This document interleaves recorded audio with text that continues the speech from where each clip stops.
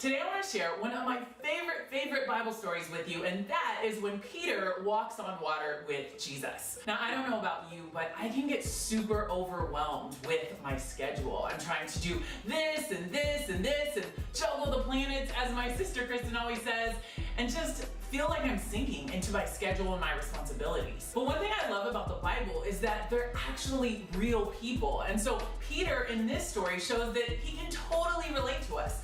And then we see what Jesus says about it. We're gonna pick this story up in Matthew 14, verse 25 through 33. And I'm just gonna summarize it for you until we get to the key verse. It's the middle of the night and the disciples are in the boat, and all of a sudden, here comes Jesus walking on water. Of course, they freak out. They're like, what is going on? But Jesus right away says, don't be scared, it's me. Apparently, Peter was feeling super bold that night because he says, okay, so if it really is you, Jesus, then tell me to come to you on the water. And Jesus says, come. Peter gets out of the boat and starts walking towards Jesus. Whoa, super brave. I would have been freaking out.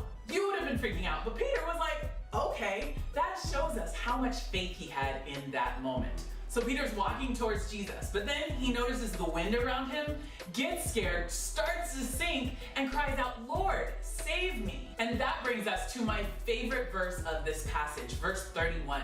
It says that immediately Jesus reached out and caught him and said, you of little faith, why did you doubt? Love that part. So from this story, we learn three things. Number one, that Jesus expects us to do miraculous things. So when Peter steps out onto the water, I felt like that took so much faith.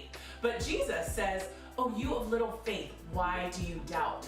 Implying that it only took a little bit of faith and that he had no business panicking at all, like walking on water was something completely normal. Jesus expects us to walk on water in our lives, and that is totally comforting to me. The second thing we learn from this story is that when we panic and start sinking into our lives, it's because we have taken our eyes off Jesus and instead started focusing on the conditions around us. So if you're feeling overwhelmed or panicked, your eyes are in the wrong place. The third thing we learn from this story is probably my favorite of the three, and it's that Jesus is not far away. The Bible says that as soon as Peter cried out, immediately Jesus reached out and caught him. Meaning, Jesus was not far away at all. He was right there, which makes it crazy that Peter was panicking in the first place, but amen, we do it all the time.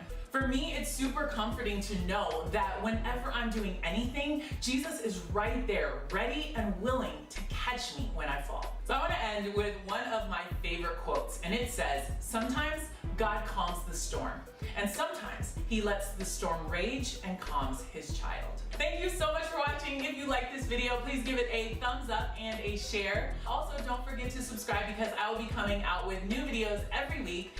And last but most importantly, if you want a personal Bible study, please reach out to me. It is my favorite thing in the whole world to do to help people get closer to God. So I'm excited to hear from you, and I'll see you again next time.